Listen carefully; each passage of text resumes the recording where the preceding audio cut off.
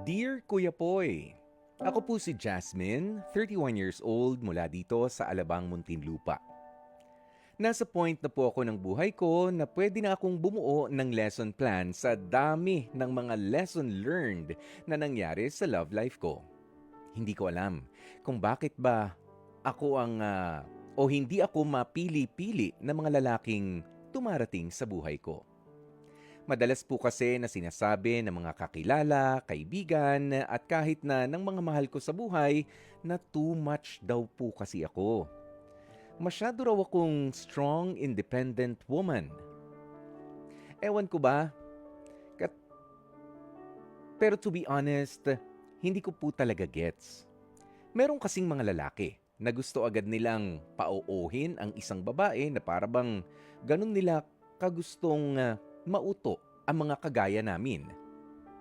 At syempre, alam ko rin naman sa sarili ko na hindi naman ako ganun. May sarili naman akong desisyon at disposisyon sa buhay. Pero kahit ganito naman ako, Kuya Poy, may maayos naman akong trabaho at hindi naman sa pagmamayabang, maganda rin naman ang kinikita ko sa kumpanyang pinapasukan ko. Alam ko na strong ang personality ko. Pero ayaw ba nila yon? Na kaya kong magdesisyon on my own at hindi para umasa lang sa isang lalaking karelasyon? Kung ikaw ba ang tatanungin, Kuya Poy, ayaw mo ba yung ganitong klase ng babae na tulad ko? Na strong, independent woman? O dapat lang ba yung maghinay-hinay din naman ako? Sa totoo lang po, nasa stage na ako na gusto ko na lang magkaroon ng anak kahit na wag na nga makapag-asawa. Pero syempre, hindi naman dapat ganun. Ayoko naman dumating sa punto na kung tatanungin man ako ng anak ko kung nasa ng tatay niya o nila, ay wala akong masagot. Ang gulo ko no, Kuya Poy, but seriously, wish ko lang na mabasa ninyo ang kwento ko sa pag-asang malinawan po ako sa payong ibibigay ninyo sa akin. Gayun din sa mga nakaka-relate sa aking storya. Maghihinay-hinay ba ako sa pagiging strong, independent woman ko? Ganito na talaga ako? Or wala, tuloy lang sa pagiging ganito ko? Lubos na gumagalang, Jasmine. Napakinggan nga po natin itong kwento ni Jasmine na isang strong, independent woman. Yan, na nahihirapan na makahanap ng kanyang makakapareha. Pero sumusubok naman siya. Yan po ang maganda dyan, di ba? Sumusubok ka naman, nakikipagkilala, nakikipagkaibigan. Nga lang, ang dami niya na raw mga lesson learned doon sa kanyang mga nakarelasyon. Meron siyang tanong sa atin, kailangan ba na ituloy niya lang yung kanyang pagiging strong, independent woman or kailangan maghinay-hinay na lang? Oo, para may makapasok din na ibang tao sa kanyang buhay. Alam mo, ang may papayo ko, Jasmine, ay pagkatapos nitong kay Darwin Rosell. Ayan, basahin muna natin. Ayan, wala naman talagang problema sa'yo. Yan ang sabi ni Darwin. At least nga, magandang advantage yan bilang strong and independent woman, sadyang maling tao o lalaki lang yung nami-meet mo. Ayan, eto naman si Fema Pascual. Jasmine, you are good enough, you are strong enough. The right man will come to you at the right time.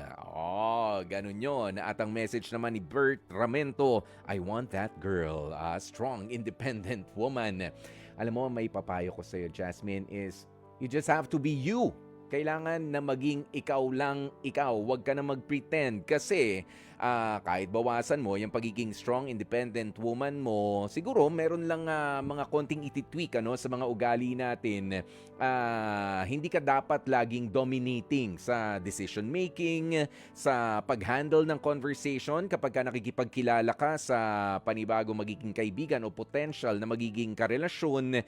'Di ba? Huwag masyadong dominating. Siguro doon sa bagay na 'yon, kailangan na maghinay-hinay ka. Makikinig ka rin. In short, bigayan, give and take. fake. Ayan, and kung intimidating man yung itsura mo, yung dating mo, no problem. Alam mo, mas maganda nga yung intimidating kasi may tataboy pa yung mga tao na hindi naman pure ang intensyon para sa'yo. Pero ito talaga yung bottom line dyan. You look for a partner, you look for a teammate, hindi yung savior. Oh, strong ka na eh. Kaya mo naman na eh. 'Di ba? Kailangan yung ka-teammate ang hahanapin mo. 'Di ba? Relax ka lang. Oh, relax ka lang at 'wag mong isipin na iba ka doon sa ibang may karelasyon. Dahil in the end, malalaman mo na strong ka, steady ka lang dyan. 'Di ba? It's always a work in progress. 'Di ba? Dapat marunong ka makinig, marunong ka rin mag-express ng sarili mo sa isang relationship at hindi mo kailangan dominahin yung partner mo. Kailangan, 'di ba, on the same level lang kayo. Kalma ka lang dyan. You just have to be you, Jasmine.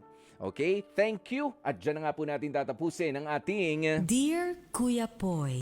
Mga kapatid, dito tayo sa totoo. Dito na tayo sa True FM.